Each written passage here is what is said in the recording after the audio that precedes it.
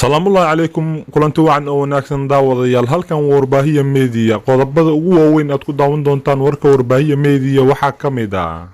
gabar dhalinyaro oo xalay seer xandara loogu dilay magaalada Gaalkacyo ciidanka macuusleyda oo shaaciyay inay dileen sarkaal ka tirsan al-shabaab wariye ka tirsan idaacadda goobjoog oo lagu xiray xarunta CID ee Muqdisho mas'uul loo xiray sawirka William Ruto qarax kasaare geystay oo ka dhacay duleedka Muqdisho warkan ku soo dhawaada warkii oo faahfaahsan halkaad warkan ka daawanaysaan waa warbaahiya meediya fadlan subscribe saar channelka wararka ka imaanaya waqooyiga magaalada Gaalkacyo ee gobolka Mudug ayaa sheegaya in xalay dhalinyaro aan heebtooda la aqoonsan ay si arxam daro ah magaalada ugu dileen gabar dhalinyaro oo ka mid ahayd dadka deegaanka sida aan wararka ka helnay Nimco Cumar Shire Huray ayaa xaafadda Garsoor ee waqooyiga magaalada Gaalkacyo ay maamusho Puntland tooray lagu dilay xilli ay ka soo baxday masjid ay ka soo tukatay salaada taraawiixda ragga dilka geystay ayaa la sheegay inay gabadha tooray dhunta ka galiyeen iyadoo gabadha ay u geeriyootay dhaawac culus oo soo gaaray waxaana baxsaday dadkii dilkaasi ka dambeeyay ciidamada maamulka Puntland ayaa saakay wada howlgallo ay ku baadigoobayaan dadkii ka dambeeyay dilka loo geystay Nimco Cumar walina gacanta laguma dhigin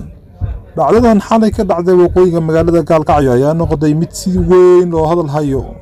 waxa ayna arintan cabsi badan ku beertay gabdhaha ku dhaqan magaaladaasi oo aadi jiray salaada taraawiixda iyo sidoo kale banaanka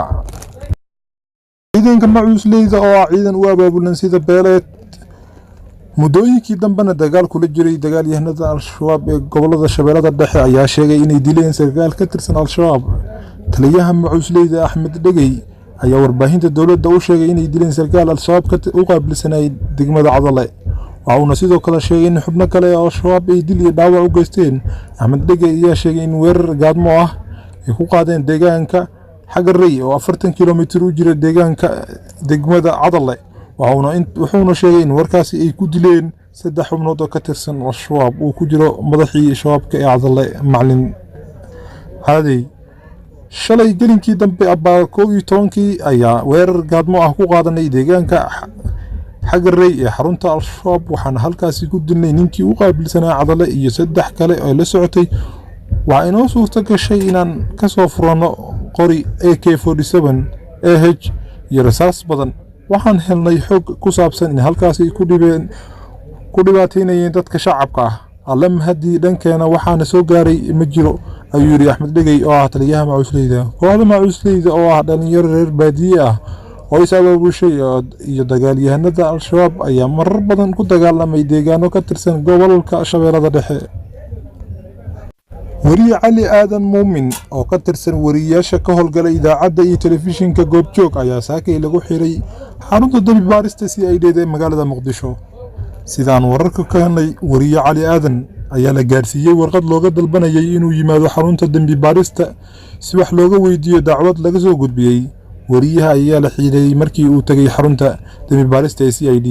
waxaan warkan ka helnay sheegay in wariyaha ay dacwad ka soo gudbisay wasaaradda waxbarashada ehelada wariyaha oo tagay xarunta CID ayaa sheegay in lagu wargeliyay in wasaaradda waxbarashada dacwad ku soo oogtay lana filanayo in bari Arbaca laga soo taago maxkamad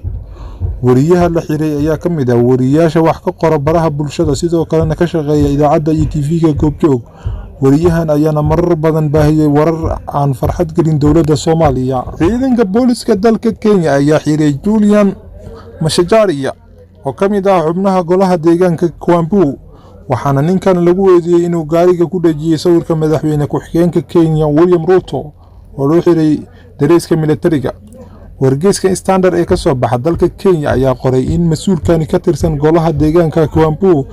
iyo darawalkiisa loo xiray gaariga ay ku dhajiyeen garaadaha ciidanka iyo sidoo kale calanka Kenya baraha bulshada dalka Kenya ayaa aad looga hadal hayaa dhacdadan lagu xiray mas'uulka iyo darawalkiisa waxaana dadka qaar sharci daro ku tilmaameen xariga loo geystay labadan ruux mas'uulkan ka tirsan golaha deegaanka Kwambu oo loo xiray sawirka gaariga uu ku dhajiyay ayaana wali la hadlin falkan loo xiray waxaana sheekadan warbixino kala duwan ka qoray wargeyska dalka Kenya qarax nooca dhulka miinada lagu aasay ka dhacay deegaanka kiiloomitir 13 ee duleedka magaalada Muqdisho waxaana qarax lala eegtay gaari nooca dagaalka ee lahaayeen ciidanka militariga Soomaaliya goobjoogayaal ayaa ku waramay in qaraxa uu haleelay gaari tignika ah oo laamiga marayay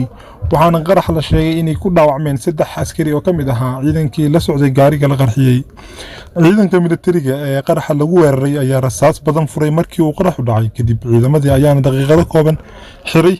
aaga uu qaraxu ka dhacay iyadoona markii dambe xaaladda ku soo laabatay sidii caadiga ahayd laamiga isku xiray magaalada Muqdisho iyo Afgooya ayaa waxaa ku badan qaraxyada miino ee loo adeegsado gaadiidka dagaal ee wataan ciidanka dowladda Soomaaliya